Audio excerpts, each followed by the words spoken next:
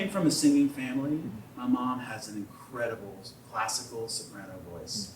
She used to sound like Julie Andrews, that kind of beautiful, high, that floaty.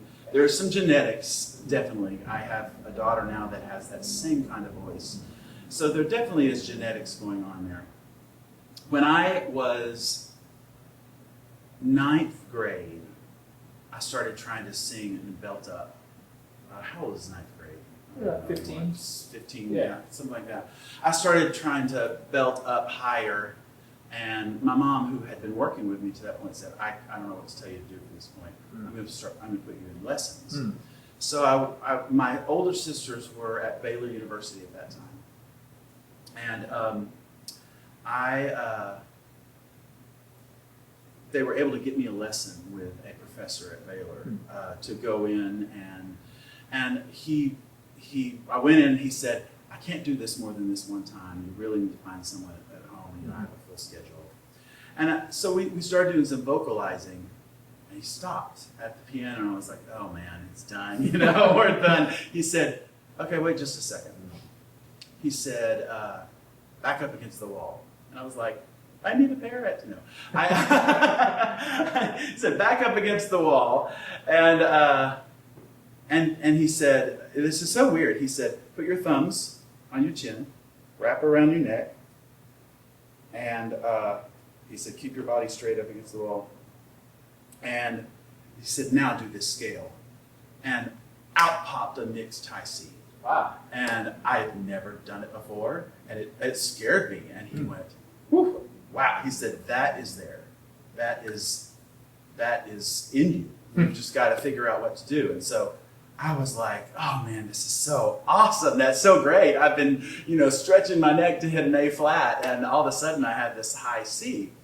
And so excited, got in the car, and on the 2-hour trip home, I forgot how to do it. I was just like, I can't figure this out. It was like, math. It was really very technical. Yes. And so I took lessons from him for a while. He said, come back in a couple of weeks. Okay. I was like, yes. So you changed his mind. He wanted to have you back. And he was, instrumental in for me in learning how to get through the door into that mixed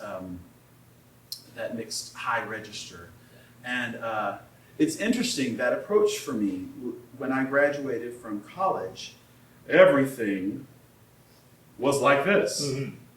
Oh, that whole thing. Everything was just like that. And while I love the room filling, experience of that, it didn't leave it very, what we're doing right now, conversational. Sure. And so that's where I had to learn how do I get in and out of that quickly? How far can I push the other stuff, and when do I need to go back to that? I've had a lot of folks that sing classically or teach classically, and they have a bit of a fear that if their students sing some of the contemporary music, they'll lose their classical voice. Have you felt that it has impacted actually your classical singing to have more of a crossover approach? Well, I'm just going to be honest with you. I am not a classical singer. I would not dare put myself on the same plane as, the guys that do that, they work tirelessly to try to get to a place of perfection. Yeah. My sister plays trumpet professionally in Chicago. She's played with the symphony, and she also comes in tours with me. Yeah. When she comes in tours with me and then goes back, she has to change gears even for what she does, because it is a different technique. It's a different mindset of the different things. So I would not ever be so bold as to put myself on the same kind of place as those guys. The reason that I have incorporated classical music into what I do, outside of my technique that I learned, is because I have always had a desire to bring that to people who can't get past a conversational tone, the lack of conversational tone. And so I just thought, I'm going to record Nessun Dorma because there's a whole world of people who don't know this incredible work that changed the course of music, and I just, that was my goal when I started singing that song. So my goal isn't to sound like a classical singer when I sing that stuff.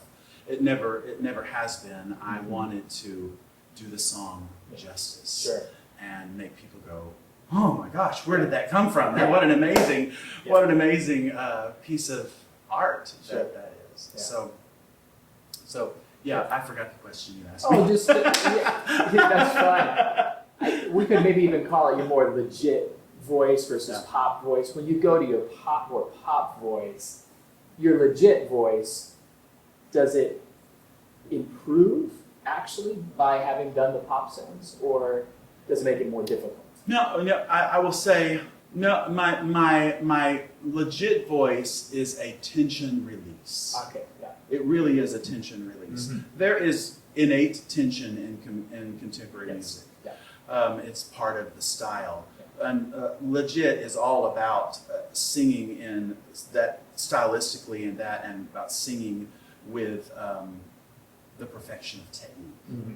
And so when anytime, even like what we just did just a second ago, God Bless America, you have this belting, which is just, there's this tension in it, and then all of a sudden it releases, and it's this kind of moment.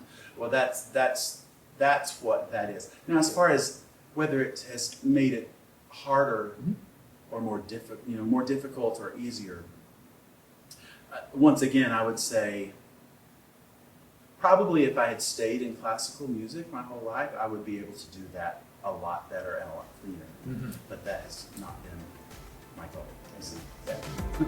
Very good.